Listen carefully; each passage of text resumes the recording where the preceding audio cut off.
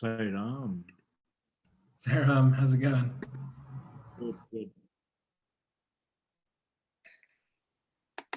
It's like Jesus. Sairam, Sai Krishna. It's Meryl. Oh my goodness. Sairam. Hey Jay and Meryl, how you doing? Sairam, Gopa. Sairam, nice to see It's you like again. Jesus. Sairam, Sai Krishna. It's Meryl. Oh my goodness. Oops. Sairam. Hey Jay and Meryl, how you doing? Can't hear you. Sairam, nice.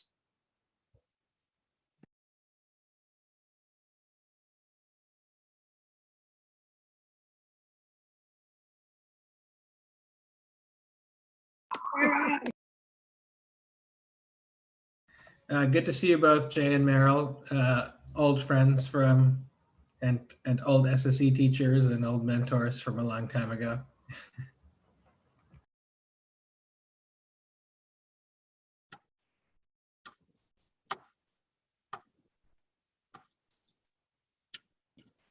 I will stop sharing, and since it is time, we can get started.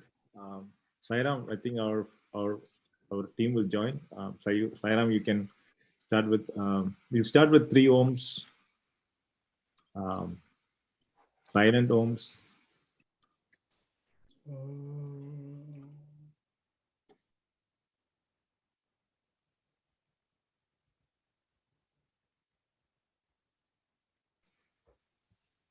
Yes, Sairam, we'll start with introductions and take it from there. All right. Good afternoon, good evening, everyone. We are very blessed to have Dr. Sai Krishna Koga Balasurya. And in fact, I think we all know his dad, Mr. Koga. Actually, he conducted meditation sessions for us a few years ago, maybe 2-3 years ago.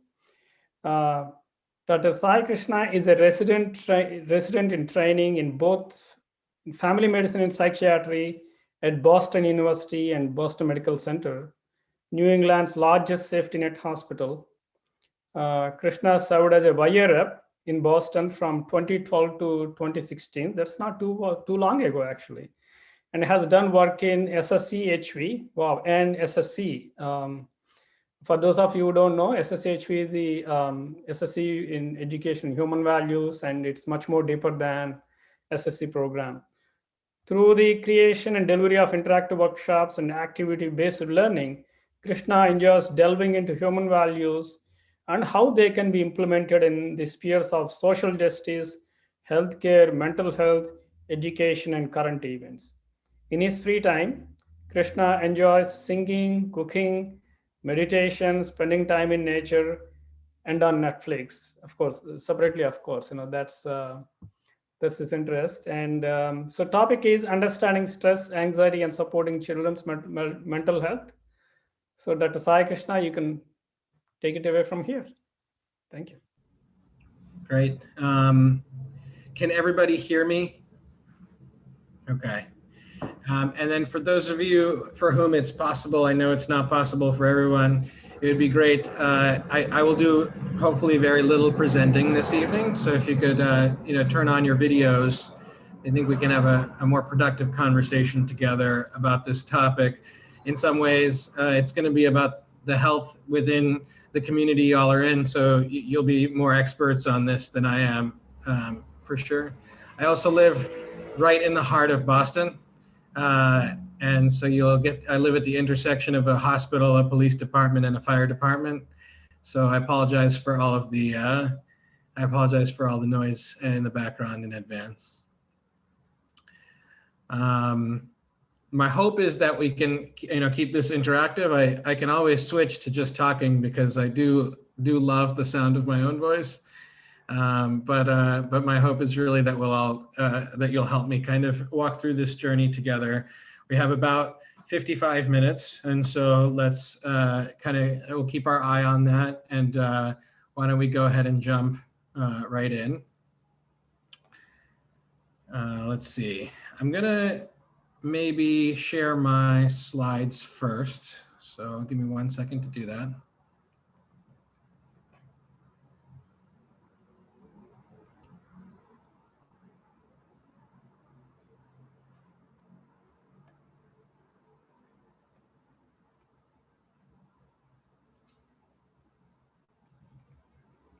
Okay, and can you all see the slides? Not yet. How about now? Yes. Yes, yes. Great. All right. So I do work as, I am training both in family medicine and psychiatry here at Boston Medical Center, but really this conversation is born really from a desire to, for us to explore mental health together as a community. So nothing about this will be about medical advice by any means. It's not a conversation about necessarily treatment. I may not even get a chance for us to explicitly talk about tools in this short time that we have together. And so my goal today is to understand where our community is on how important this is as an issue to address, whether we believe it's an issue we should address at all, and then how we might be able to think about proceeding as a community. And if we can have that conversation together today, I think we'll have made some progress. More explicitly saying, nothing I say today will be medical advice. And if anybody is finding that there are any particular mental health related issues that are coming up for them, I think it's important to reach out to somebody, specifically a primary care doctor or a therapist in your community. I can also give some contact information at the end if you're looking for resources on how to get in touch with individuals like that. Any questions so far? Awesome. Let's get to that. No, that sounds really great. Awesome. Thank you for that participation. We want more like that. We want more like that. So the next thing you're going to do, if you have a cell phone, please pull it out. And I believe in the chat, I have already entered this this particular website, but if you don't see it there, please let us know. Yeah, it's not in the chat. Can you go to the chat again? Let's see, there it is. Just gonna pop this out, move it over to my other screen, and then let's go back here. Sairam, brother, while you're doing that, can I ask a quick question? Sure. So is this centric more towards older kids, younger kids, newborn kids, or just all kids of Psi? Yeah. So I think, I think that was one of the things I was wondering about for this community. I think you'll be able to this community will be able to tell me that a little bit more. I think for me, the first step in the conversation is figuring out how much we see this as something that needs to be addressed. And therefore, I'm hoping this will be applicable ultimately to all ages, though the statistics that I am using are specifically in an adolescent age category. So teens and early 20s. But I think hopefully these themes apply broadly. And so, great. Yeah, in the group, we have a lot of teens, but we also have a large group of younger, like in the early elementary grades as well too. Great. Yeah. So I think, this will be vitally important because there's so much preventative action that can be taken in that age range, which can be really powerful. Is everybody who can be logged into the website? Oh, yeah. Yes. All right. So this should come up on your screen now. Can everyone see the screen? And if you're on your phone and you're on this website, then you should be able to also see this. Let me give it a try on my phone so that I can see if everybody's on with me. Great. And so I'm going to just give people 30 seconds to a minute to answer in. You can also use the chat to answer this question. It just won't be anonymous. But when you chat in like this, it's going to be anonymous. So it's completely up to you how you want to.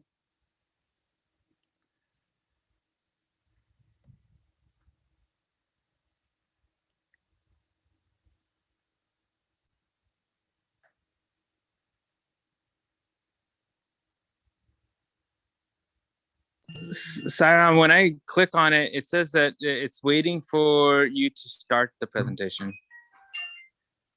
When you're on the website. Yeah. Yep. Interesting. You don't have like a box that allows you to answer there? No.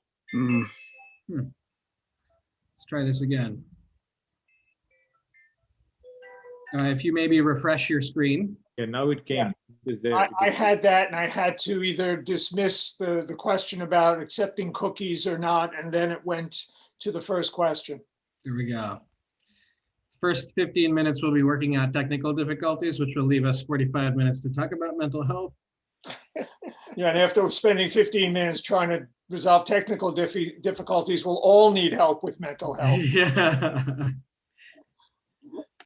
Great. All right. So this is just kind of to kind of get a sense of the room.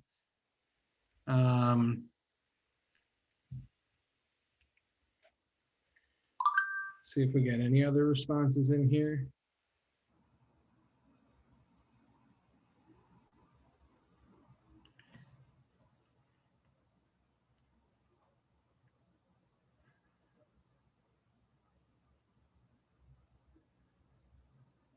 Great. Wow. Thank you all for responding. This is so gratifying.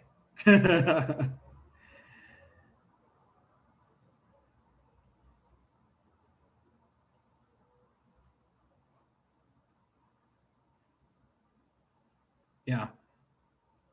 Great. All right. Why don't we just keep moving then? Here's the next question that'll pop up on your phone.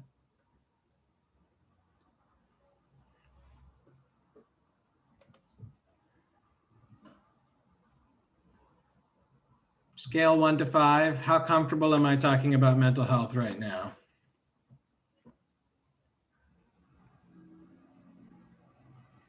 I'll take away the responses so that we don't bias anybody.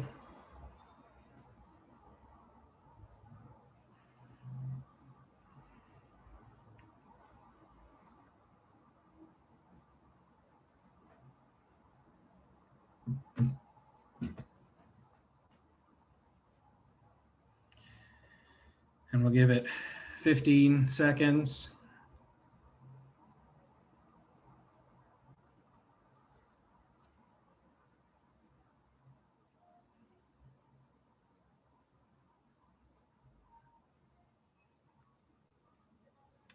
And 5, 4, 3, 2, 1.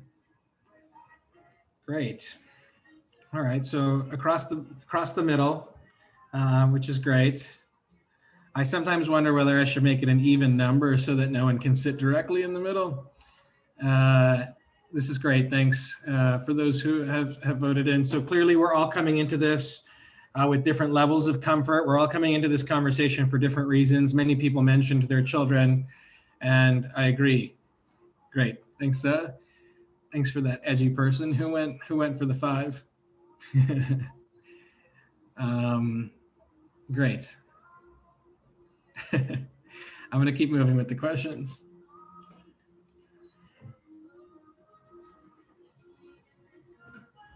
And maybe I'll say this as someone else. I know someone else.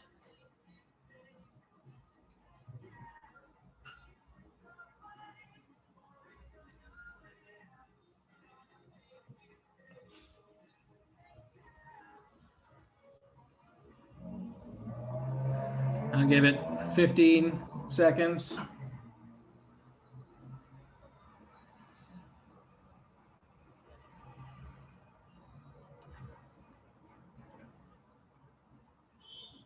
And 5, 4, 3, 2, 1.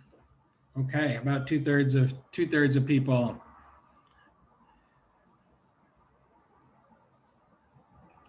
who knows someone who has experienced any mental health challenges? What's a mental health challenge? All right, last question.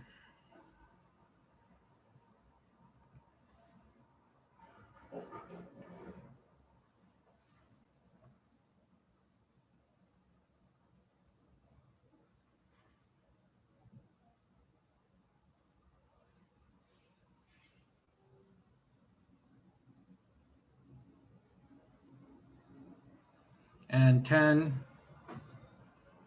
seconds.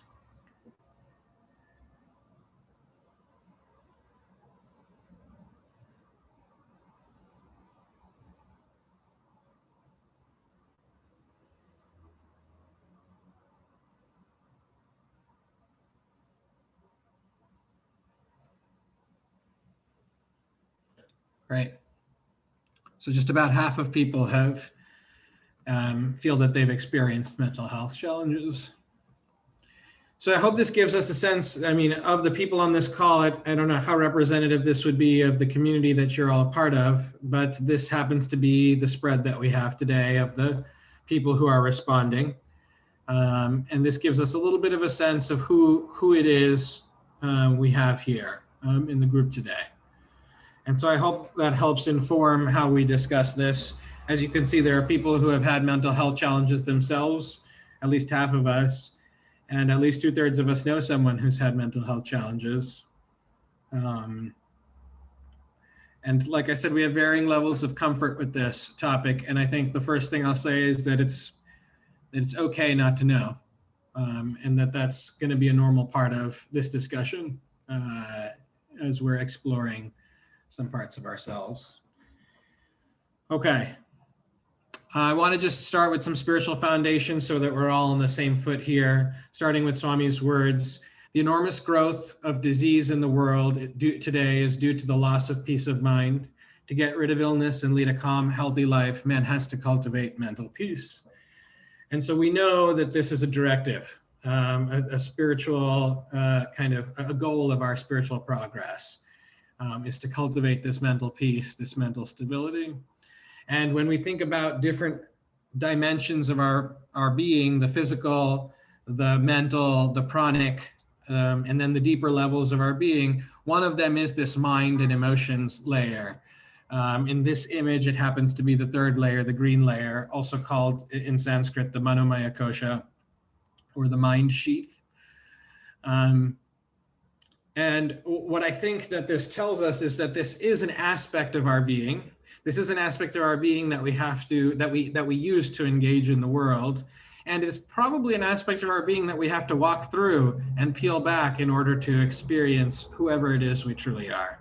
And that's the foundation that's underlying this discussion, is that we're exploring something that may ultimately allow us to transcend this kind of this particular dimension of ourself. Sorry, can I ask a question? Sure. Does the colors have any significance with respect to the koshas you represented? This is an image from Google, so I would say no, but other people who have more understanding of how people use different colors, it might mean something for them. For me, because when you're in deep meditation, I never experienced it, but some people said they see purple light. Yeah, for sure. I think I think for me these are in some ways analogies, but I do think that there are subtle ways in which people interact with these different parts of themselves. Thank you. Yeah, and so I think. This is a quote that I found a few years ago and now can't find anywhere on the internet, so I have no idea who it's from at the time. So that says, every negative emotion we allow to enter and to dwell in our minds upsets our emotional stability, depletes our vital energy, weakens our immune system, hampers our growth, and deprives us of experiencing our innermost core, our higher self, our pure consciousness. Our true reality, which is an ocean of peace, harmony, love, compassion, contentment, confidence, strength, and joy. And so I think once again, this brings up to us that there are thoughts, emotions, aspects of our mind that are capable of, as it says, depriving us from experiencing our innermost core. And in some ways, that's where discussing and preventing and attempting to kind of face mental health challenges comes into play here. It is these mental attachments, these kind of structures in our mind that actually stop us from experiencing our true self. One more Swami quote before we kind of move on to the meat here. Whoever one is, whatever the spiritual discipline engaged in, one has perforce to experience activity and learn the consequences themselves for the sake of their mental health. Otherwise, mental ills cannot be cured. And, for me, this is really about walking into the experience, engaging in the world, exploring these aspects of ourselves, and maybe is not necessarily something that we can, for lack of a better word, run away from. For those of you who asked about, what can we do? For me, this conversation starts with dealing with the stigma around mental health. And I'm going to define stigma for us, but are there ways in which you all have thought about stigma around mental health before I kind of provide my own information about this? And so I want people to chat in either by messaging into the chat box. That's one option. And then the other option is unmuting and speaking about ways in which you've perceived stigma around mental illness or mental health.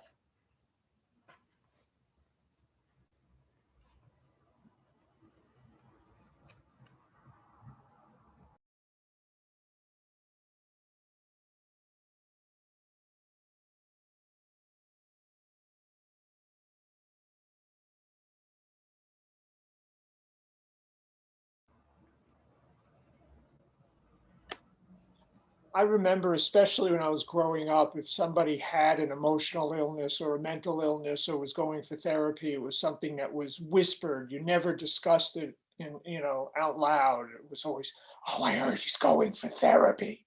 It's so that clearly relates to a stigma.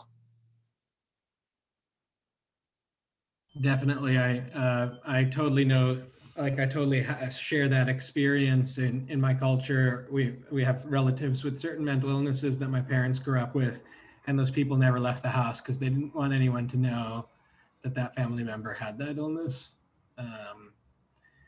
Even physical illnesses as well, physical disabilities as well were included in that in my culture.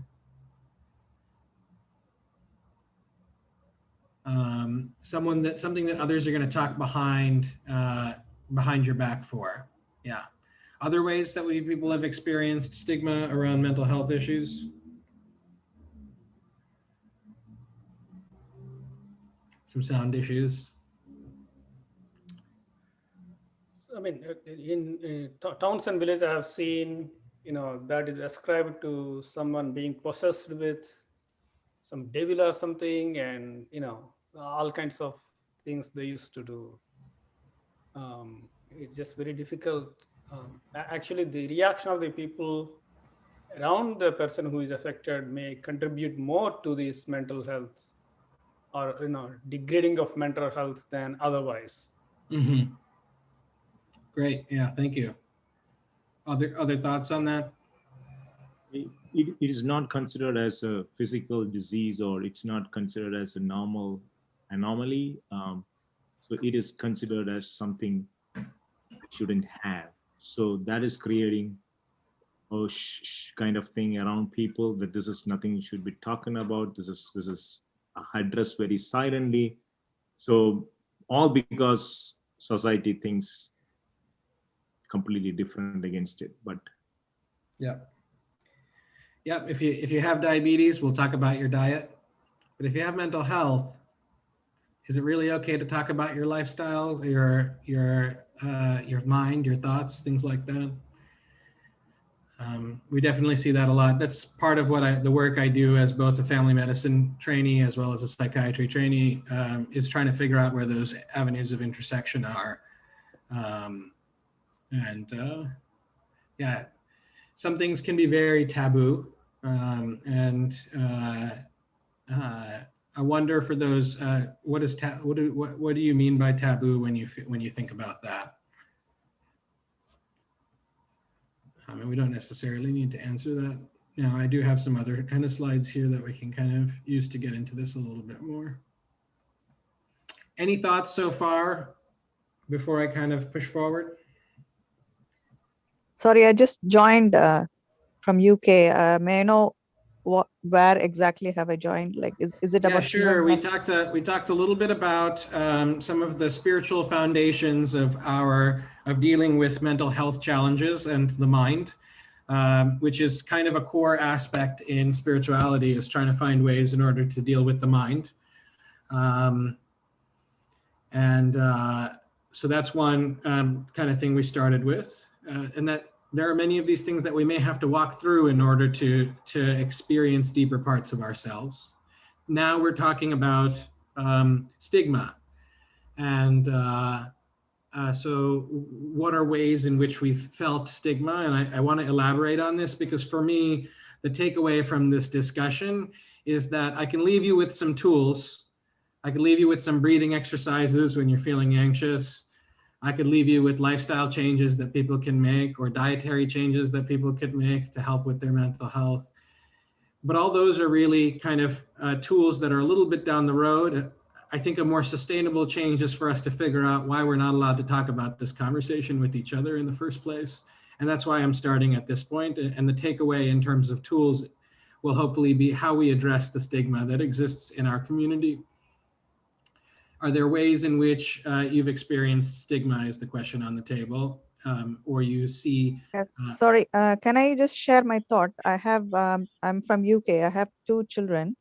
One is 19, another one is 16. And both of them have been to Satya Sai Balavikas in UK when they were, until they were like 10 or 11 year old for 4 years, I think.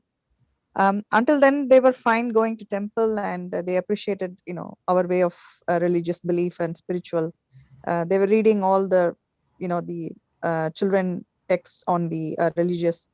I mean, if we call for going to temple, they would not hesitate. But now, UK has religious education as part of the curriculum, where they introduce all religion like Hinduism, Islamic, Judaism, everything, Christianity, and they go very much in detail about for about 6 to 7 years. And interestingly, I'm finding both my children have now, I have to beg them to come to temple. I'm not really sure if it's because of the religious education, too much of giving information. And then they've started questioning everything.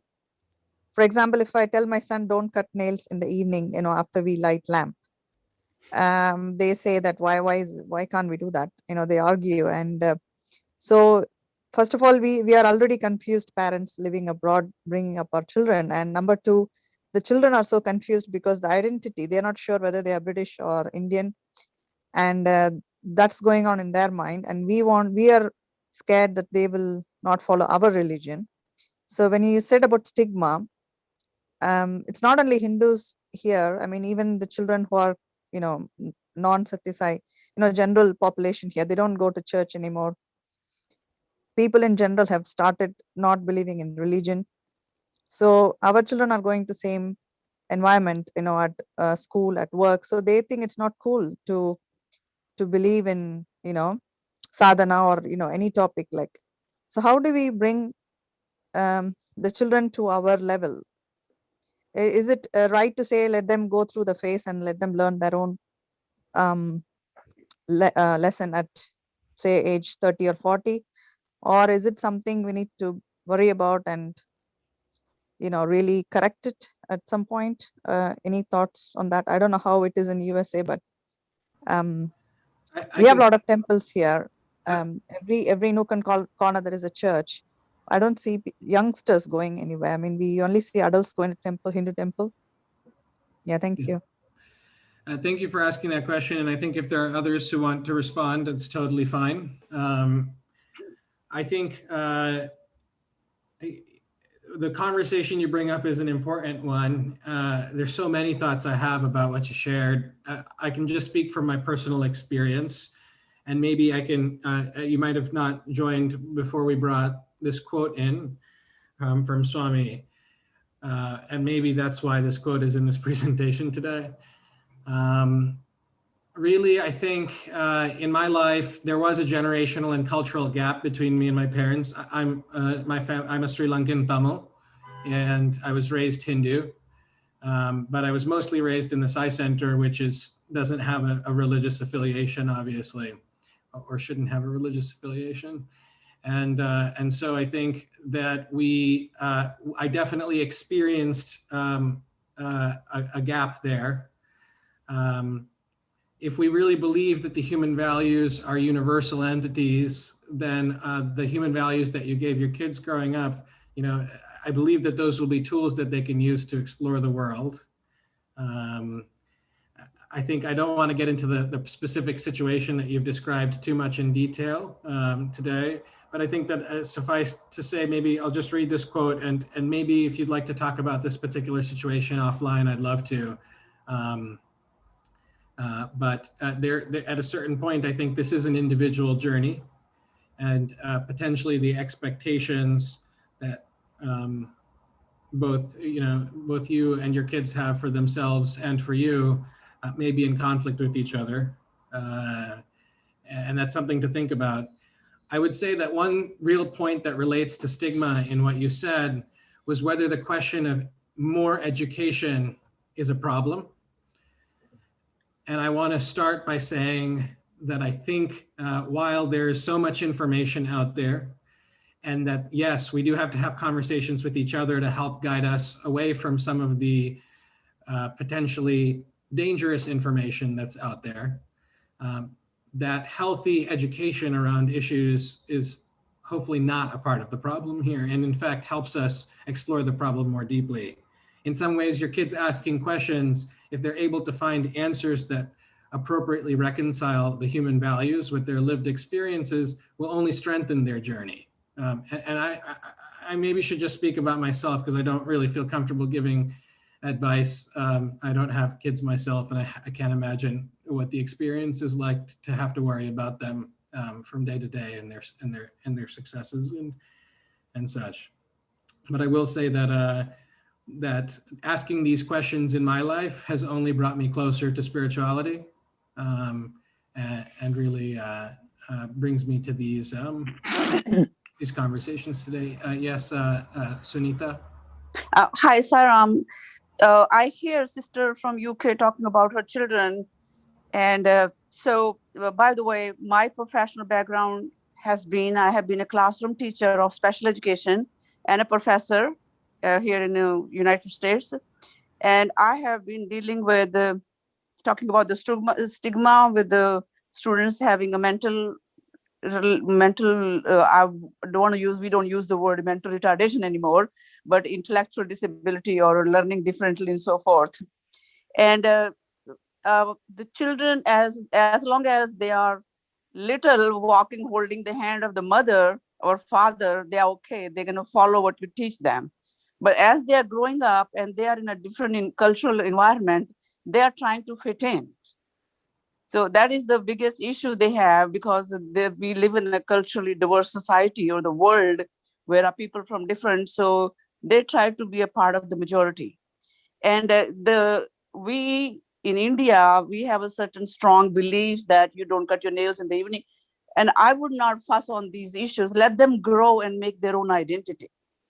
We have a lot of, we feel like slaves of all those traditions and customs, which sometimes we as adults cannot explain them, but we do because our ancestors have been doing that without any logic. So to me, if somebody would ask me, I would say they are growing up, they are trying to make their own identity, and they are trying to fit into this larger society. And in my case, in my family, I have my son-in-laws are all Western American, like white Americans, and and they are hardcore meat eaters and so forth. I cannot make a suggestion or say, hey guy, you should not eat and all that. And my daughters, my nieces, they grew up in that environment, but now they do not even want to talk about any particular religion. So, the youngsters have to grow up and they have to make their own identity. Pressing them hard is rather discouraging them to become what they want to become. And as they grow up, they know a home environment is such, they're not going to go wrong anywhere. They're going to respect it, but let them grow up. This is their time. So I would rather support them rather than discouraging them. And these little things, these are superstitions of like do this, don't do this, morning, evening, certain days. All days are good. Everything is divine, Baba says. So I don't want to go on, but this is my take on this. I really appreciate you sharing all of that. And this is by no means a debate on how much we should adhere to the customs of our local cultures. So I do want to move away from that. Yeah. Thank you, sister. Yeah, thank you. Thank you. Yeah. Thank you.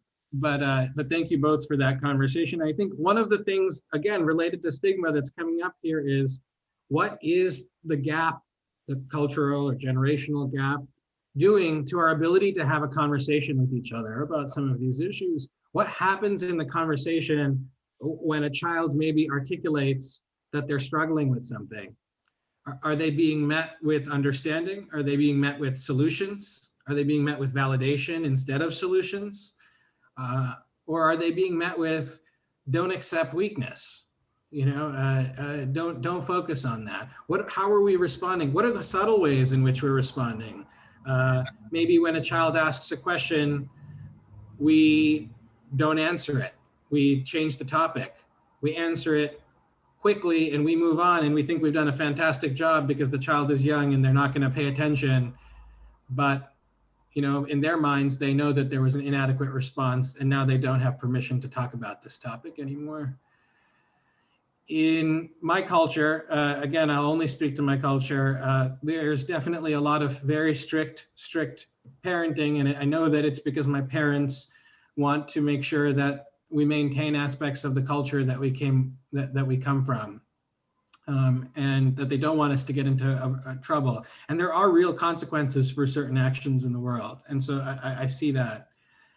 What we also know from the research is that sometimes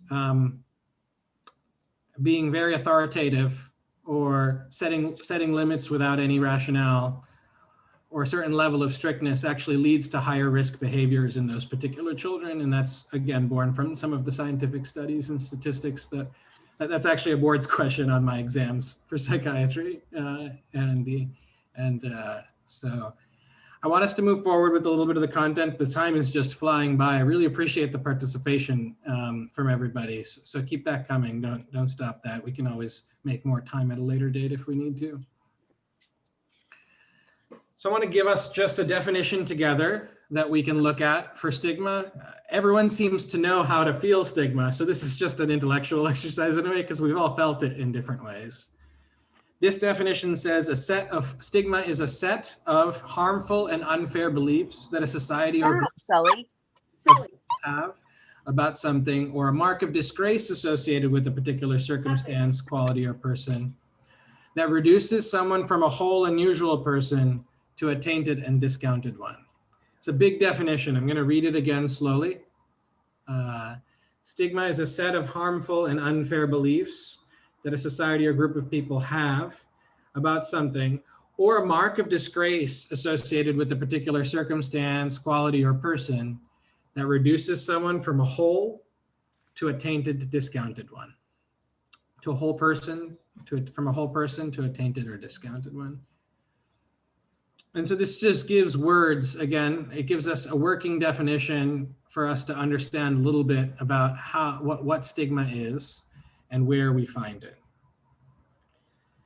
I want us to kind of maybe dig a little bit deep into our own pasts and backgrounds. And so I'm showing you two statements. If you agree with statement one, dial 1 into the chat. If you agree with statement 2, dial 10 into the chat. This is now on Zoom. It's not on the poll website.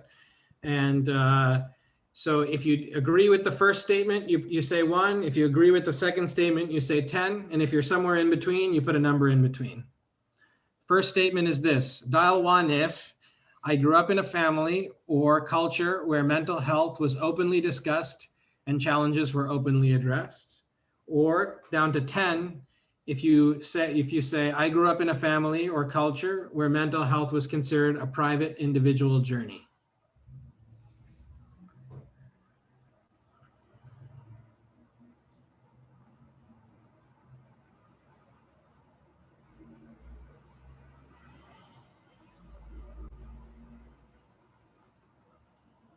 All right, I'm getting some private messages from people, but most people have responded into the chat so that everybody can see.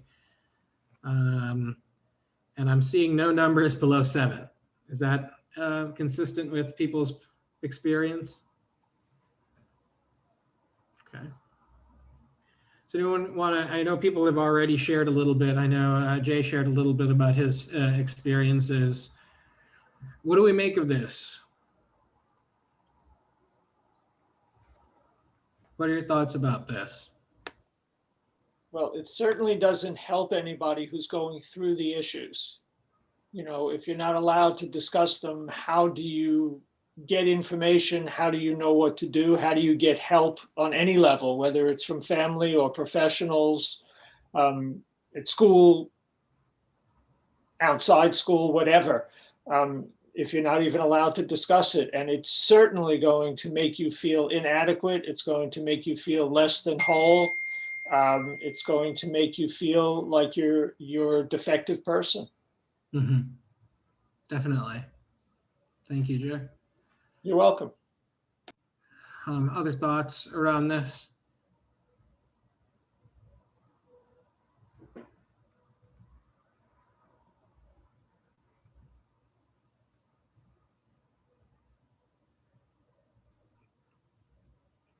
Feel free to unmute and share your thoughts if anything about this particular pair kind of spoke to you.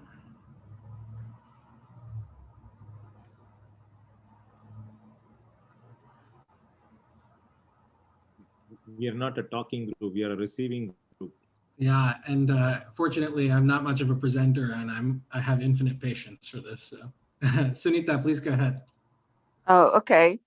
Well, I grew up in a family where the mental health was never discussed or talked about. However, if somebody was a little different, people just, in fact, in our area, the society was more accepting. Well, this is all part of being a part of being. However, as I said, my background, I've been teaching. I have seen the parents, when this child has a certain disability, this is one of those, and they did not want their child to be labeled as having a mental disability, for example. They would say, maybe my child, if you want to have a documentation, write it as having a learning disability rather than having a mental issue. They thought this was a stronger stigma as compared to the having a learning disability in terms of reading and writing and so forth. Mm-hmm. And this was because we used to discuss that, and the parents feel like they are not adequate enough, and the children are not socially accepted. They are isolated, and the whole family suffers with that. So these are the kind of things. That's why, otherwise, I would say the Western society has become more accepting of these as compared to India. In Norway, it's very harsh over there. It's a lot more accepting over here. Yeah. That's it. Thank you. Thank you. Yeah, and that's relatively new for the United States. Sorry, I have a thought on. I want to share what I was going through during the lockdown. My children. I mean, my son was mostly in the. I'm just sharing my own personal journey, and I would classify myself being on between 8 and 10 based on, as a parent, how I made a decision regarding my son's lockdown experience. I mean, he was fully withdrawn, and he was very quiet and online all the time. So I was almost at the edge of consulting the doctor, general practitioner. But then on back of my mind, I was thinking, what if this creates a record in his medical reports permanently that he had a mental health counseling. So that kept me away from contacting the doctor. I mean, I did get other type of counseling within friend circle. So that's one thing. If you contact a doctor for a very young person who has never been to university or has not started work, there is always a questionnaire, occupational health. They ask you, have you ever had a counseling? Have you ever had any mental health issue, depression? So we don't know where we are leading to. If we are saying this is socially accepted, if I go and consult a doctor, he's going to put my name in the, he's going to add it to my medical record, which is going to be accessible by employer at some point. So I think that needs to be addressed so that people are more open. Absolutely. I think that's so fundamental in so many ways, and it's scary that it's happening out of the medical profession itself.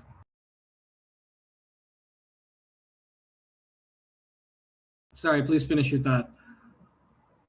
Yeah, so I would have preferred to have a family counseling, or I was very much down. I mean, I because I'm a Sai devotee, I know how to cope myself, but as a mother, I was really struggling how to help my son.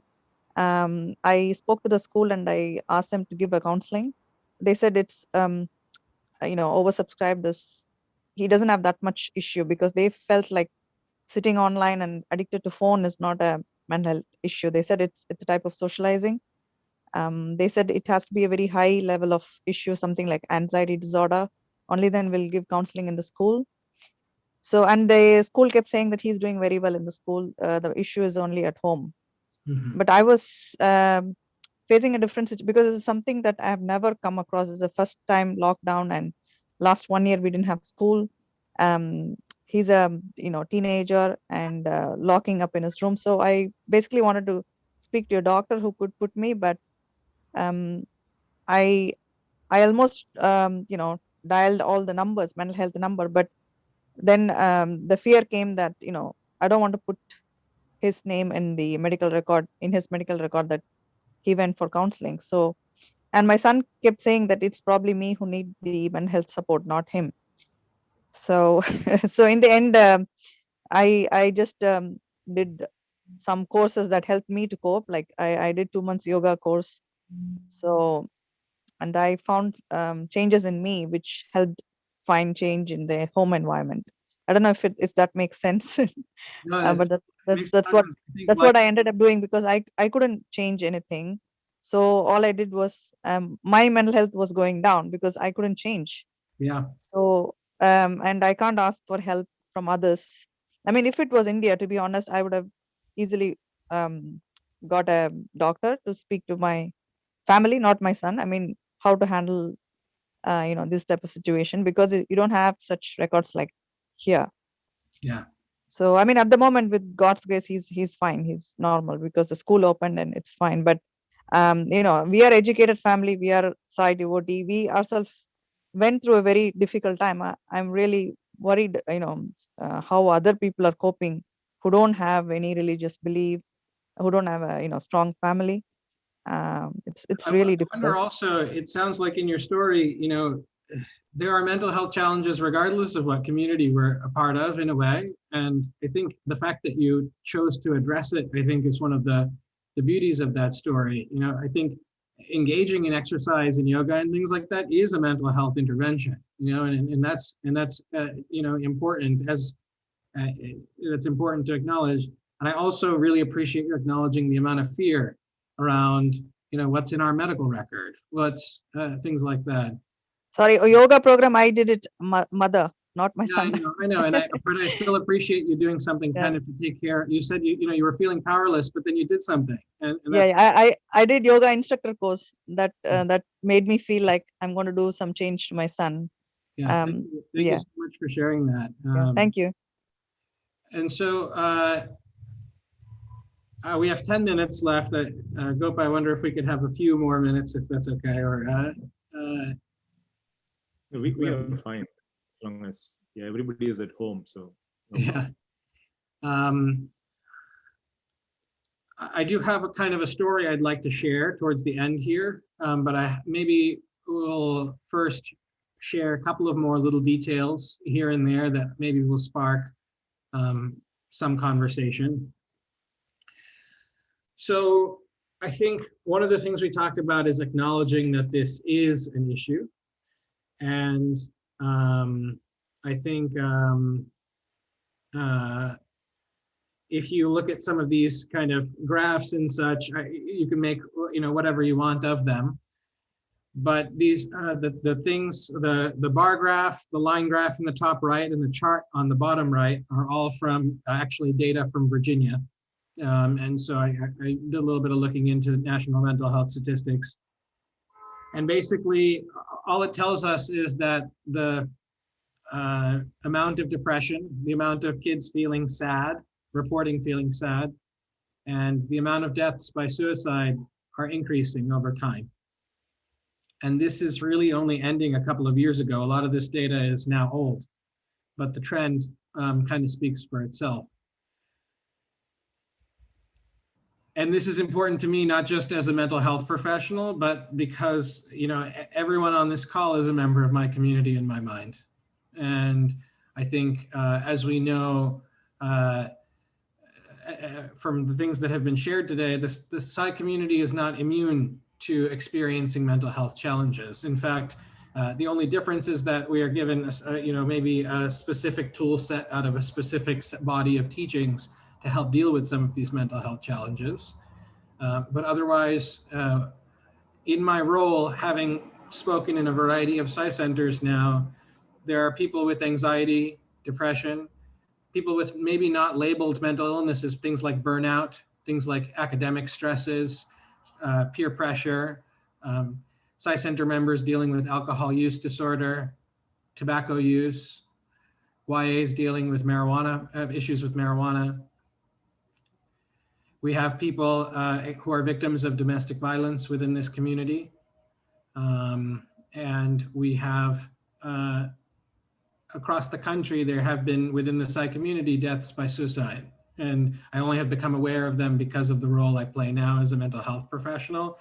And so people may make me aware of them, but I think the reality is we probably don't talk about this. And so we probably don't know how many people in our community suffer through this.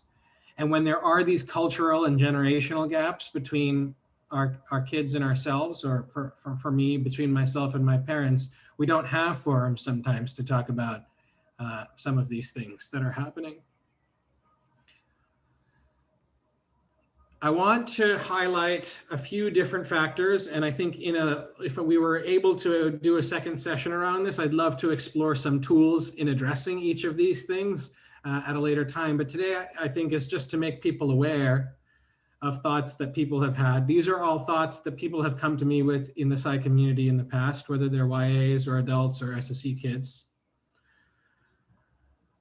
One contributor, it's called self-stigma, an individual factor, something that I'm using, maybe within myself that contributes to stigma, is lack of knowledge or awareness of the subject matter. An example that came up in one of the first workshops I led about 4 years ago on this among the YAs is, I wouldn't even know what to say if somebody told me they were feeling depressed.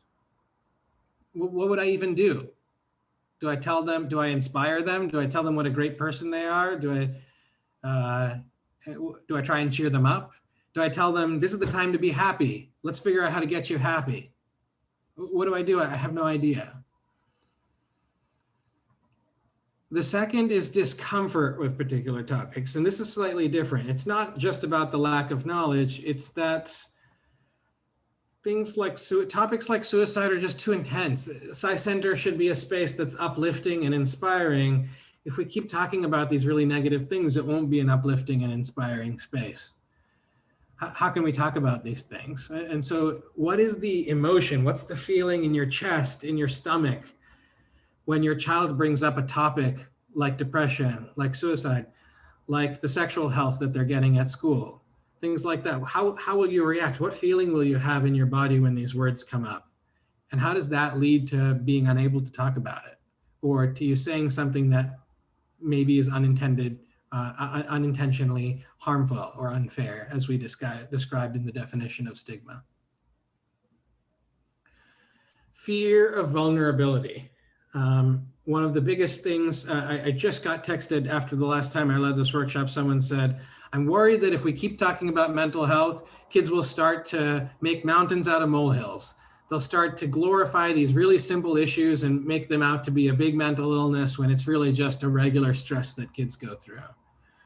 If I name the problem, I'm accepting weakness, I'm accepting defeat. We do this a lot. And as I share in the story, you know, after this, there are ways in which vulnerability wasn't an option and in the situation. And there are also social factors. Someone already brought this up. Will my personal issues be used as fodder for gossip in this community? And kids are so attuned to that because we grow up listening to adults do this. And so we know that it's not just middle school kids gossiping about each other, high school kids gossiping about each other. We know that our parents will say things like, well, look at this family. Why aren't you more like this family? Or look at that family. We don't want to do what that family is doing. It might not even be that explicit. It might just be, oh yeah, that happened to that family. And that's it. And the kids can feel the emotion of that conversation and they internalize something about how they should behave around an issue like that. That family member had that particular issue. Spiritual bypassing is a phrase that's being used a lot more now on social media, but it describes something that's pretty age-old within any community. And it's using really lofty spiritual ideals, proverbs, platitudes, Swami's teachings in different ways to say, this is not a real issue.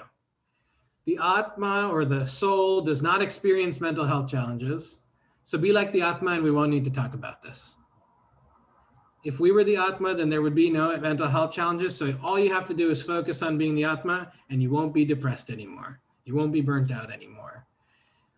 This doesn't give our kids permission to talk about the mental health challenges that they're having. And when they sit in a study circle and they bring up something personal and someone uses a love all, serve all, or karma is this way and everything we do, we deserve.